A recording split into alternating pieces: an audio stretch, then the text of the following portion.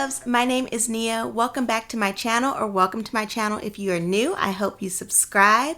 So today what we're going to be talking about are 10 things that I wish I knew before locking my hair, or like 10 things that I wish I considered. Now, a lot of these things are not like mind-blowing like this. It's something that if I tell you, you're going to be like, oh, that makes sense. But I didn't think about it beforehand. Like when I was getting ready to get my locks, I was thinking about the initial price, how fly I was gonna look, how long it would take for them to mature, things like that. I wasn't thinking about these other things to consider. And so I'm gonna just talk through those things. And yeah, I hope that you guys enjoy. So go ahead and stay along. The first thing I wish I would have considered is just like with any other business, there's inflation and your retie prices are not going to stay stagnant. My prices went from being, I believe, $90 to $110 when I was with my certified consultant by the time I ended up transitioning away from her.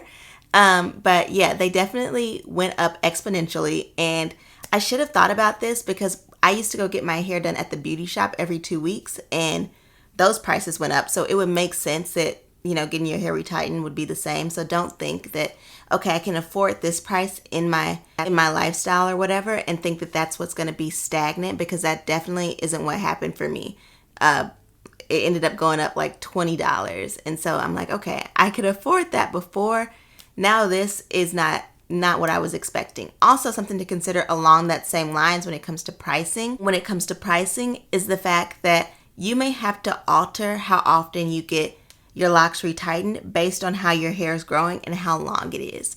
So there was times where I was getting my hair retightened every 6 weeks. There was times I was getting my hair retightened every 8 weeks. And so just depending on what stage you are in, that may vary. And so that would impact how much you're ultimately spending on your locks. So that's one thing I wish I would have considered. 2, I wish I would have considered, or I wish I knew, that locticians are the experts on locks. I will give them that. They have taken classes. They have seen lots of other people's locks, not just yours, and they deserve their coins for what they have learned and been trained on how to do. Now, while they are the expert on locks, you have lived for however long you have lived with the hair that's on your head. So while my loctician is an expert on locks, I'm the expert on this that's been on my head for 27 years. And so if you feel like something is going on wrong with your hair, say when you're going to a doctor and you're telling them, hey, this is what's going on, sis. Like, I don't know about this. Trust that. Because I did have one loctician who was telling me that my hair was not dry and there was nothing going on with my scalp. And I was like, I don't know about that. And then I went to a new loctician, and then she was like, there's a lot going on with your scalp. It's dry, it's flaky, it's da-da-da. And I knew something was wrong, but because this person was the loctician, the expert, I just trusted her. And I shouldn't have had to take someone else who was a loctician telling me that there was something going on wrong with my scalp before I realized that there was something going on wrong with my scalp, because I knew. So I want you guys to remember that. Oh, number 3, all the different ways to start locks. There are so many different ways to start locks, and I wish I knew about more of them. I wish I would have looked more into smaller traditional locks.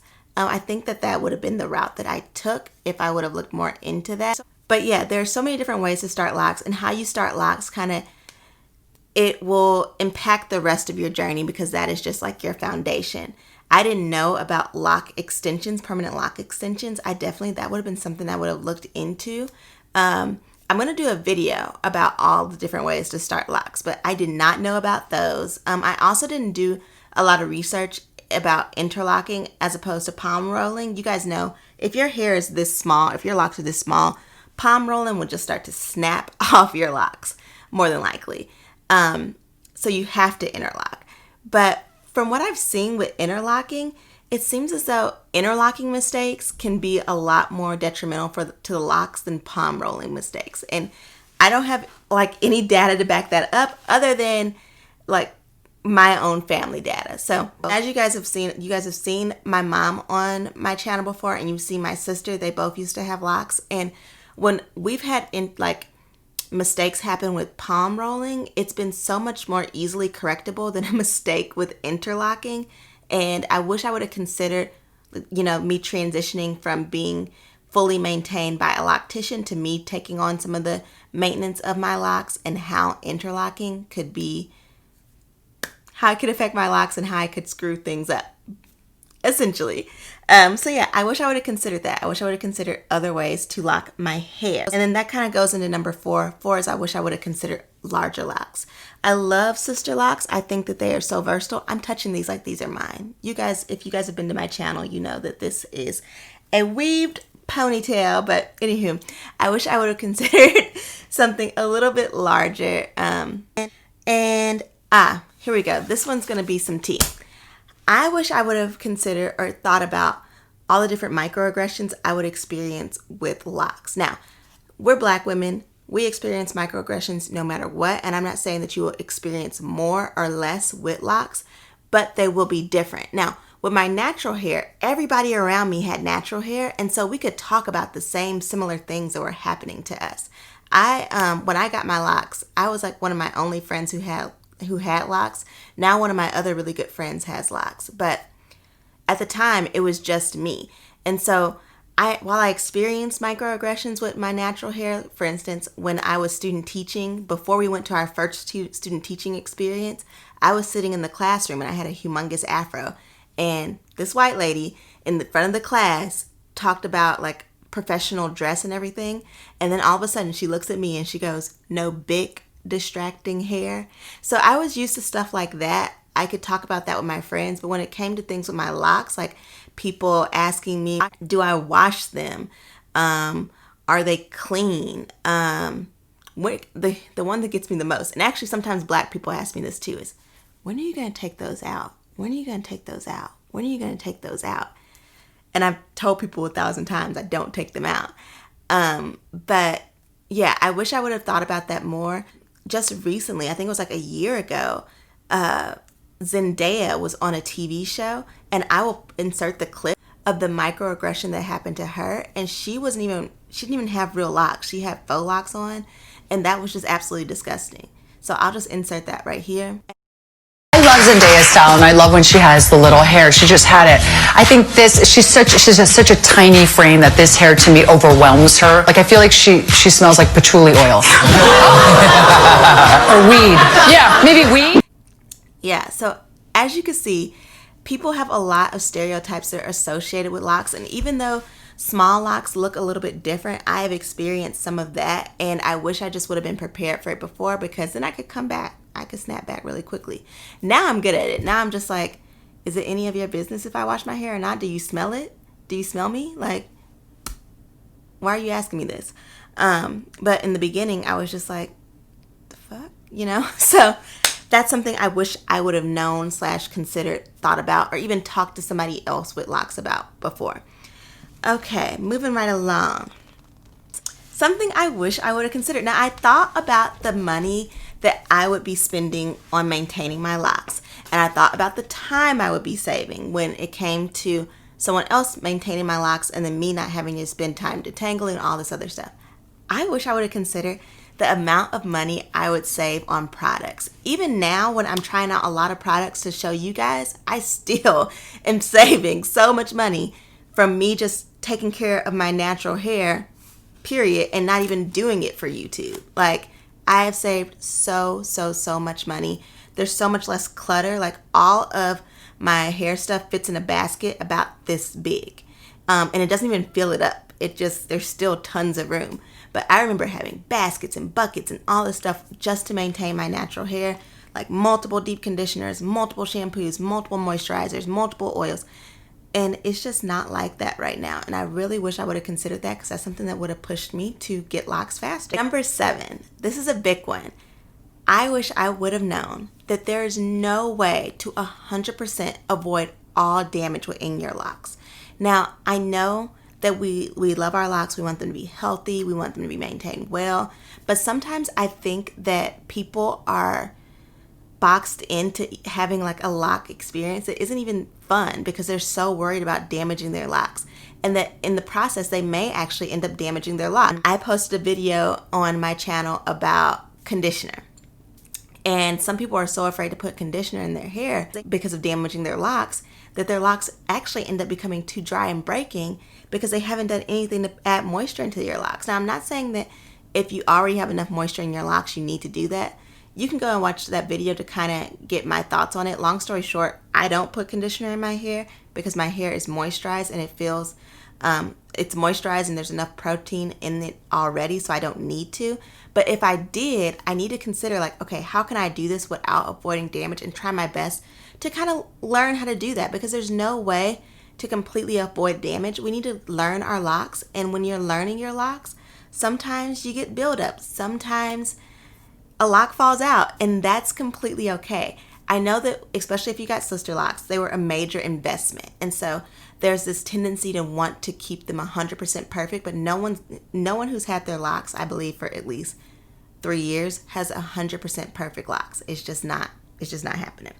This is something I wish I would have thought about more, because I would have locked so much faster. Now, I know everyone who's considering locks thinks about the low maintenance, but I just wish I knew how much I was actually going to really love it. Like, I really love the low maintenance. I love it so much, and it's completely changed my lifestyle. My hair holds me back from doing absolutely nothing, and I know it may sound silly to some people, especially maybe if you have a looser texture hair that was more managing, it was different than managing mine. My hair used to like prevent me from going to certain like events. If I had already started washing my hair and I got a text maybe around 2, and say I started washing my hair at noon, and someone asked like if I wanted to hang out at 4 or 5, that was a no-go because I would not be able to finish my hair care regimen. And so nothing is like my life, nothing about it has to fit around my hair anymore. And I love that. And I wish I would have thought about that more and considered how that would completely change my life. This goes along with that. So number 9, I wish I knew how much I would love doing my hair now. So I did this hairstyle and I had so much fun doing it because it was a want. It wasn't like a, I need to do this or my hair will break off.